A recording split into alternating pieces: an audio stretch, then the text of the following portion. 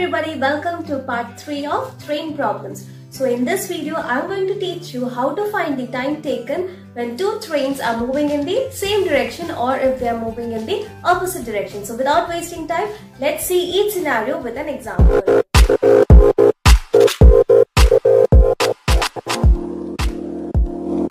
So let's first see case 1 in which two trains are there and both are moving in the same direction.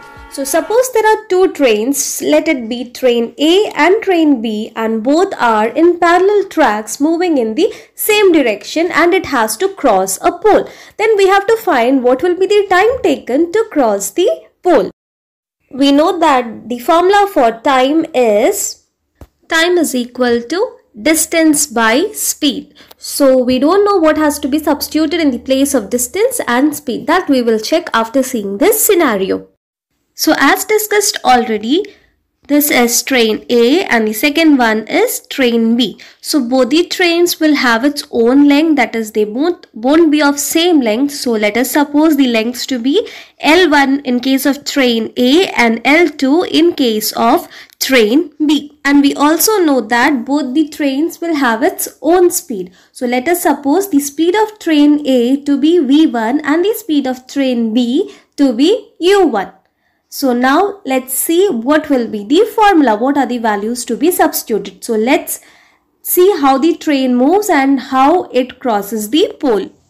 So you can see that both the trains are moving and it is said to have crossed the pole only when the back of both the trains has crossed the pole. So you might have seen that the train A is longer and it was also faster than train B. Therefore, it crossed the pole before the train B. Therefore, what will be the formula? That is what will be substituted in the place of distance and speed in case of both the train. Let's find it out.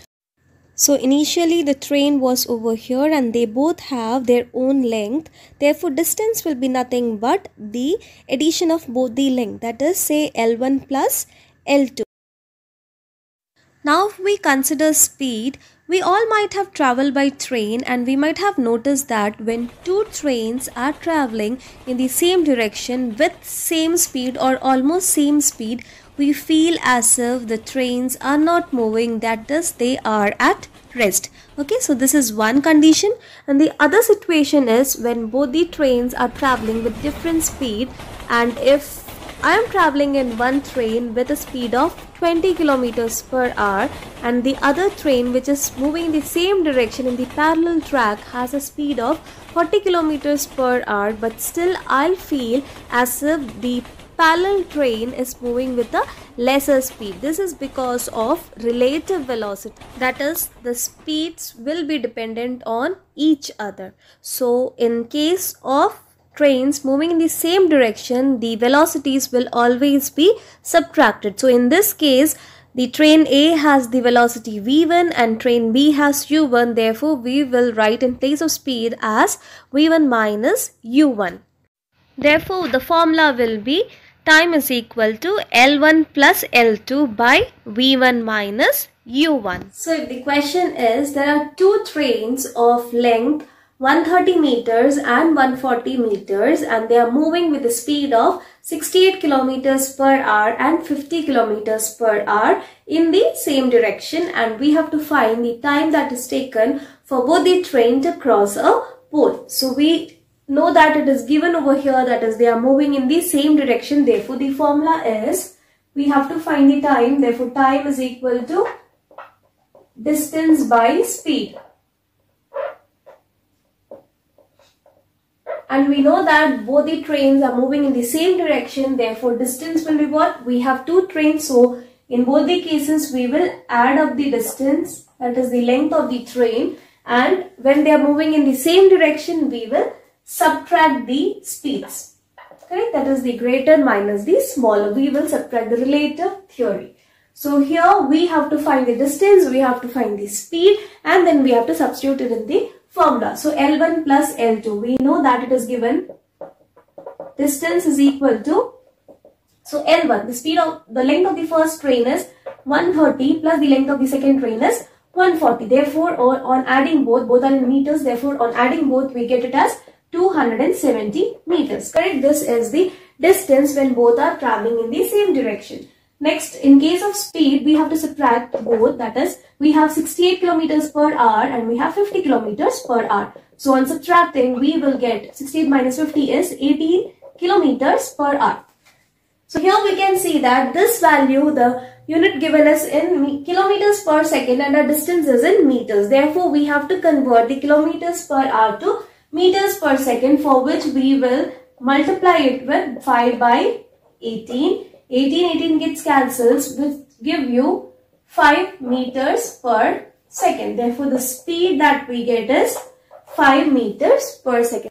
So now we will substitute it in the formula, that is time is equivalent to distance by speed. So distance is 270 meters and the speed is 5 meters per second. Okay, so meter gets cancelled and 5, that is 270 by 5. On cancelling, we get the answer as 54 seconds. So 54 seconds is required for both the train traveling in the same direction to cross a particular pole.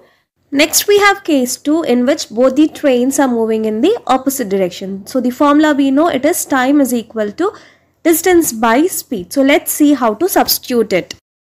So we can see that both the trains are moving and it is said to have crossed each other when the backside of both the trains have crossed each other. So you can see here that the distance will be the length of both the train, that is again L1 plus L2. But you might have noticed that whenever two things are moving in the opposite direction, we feel as if the other one's speed is greater than your speed. This is because of relative velocity. So speed will be always addition in case of opposite direction. Therefore, time is equal to L1 plus L2 by V1 plus U1.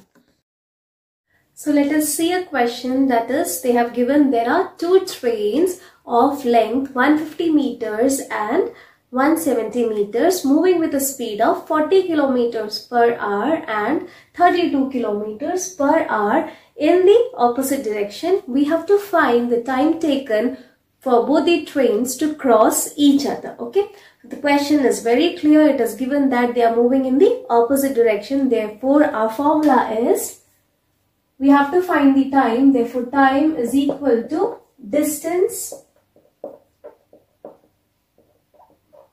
by speed.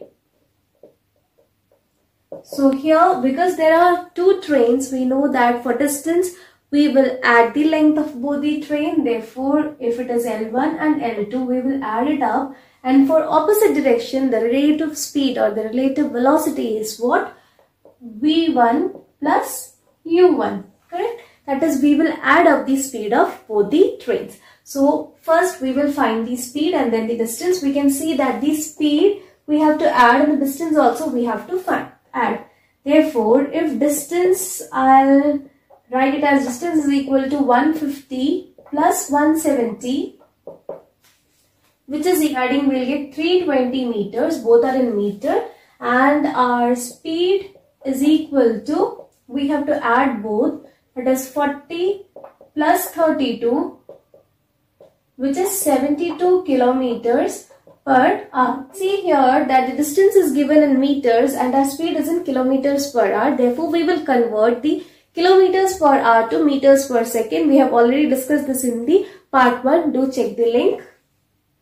So it will be 72 into, we are going to the smaller unit, therefore 5 divided by 18. So on solving, we can see 18, 4s are 72, so 5 4s are 20, which is 20 meters per second. Therefore, we got the speed as 20 meters per second. So for finding the time, we know that time is equal to distance by speed. So distance is 320 and the speed is 20. So therefore on solving, you can see the answer to be 320 by 20, which will give you 16 seconds.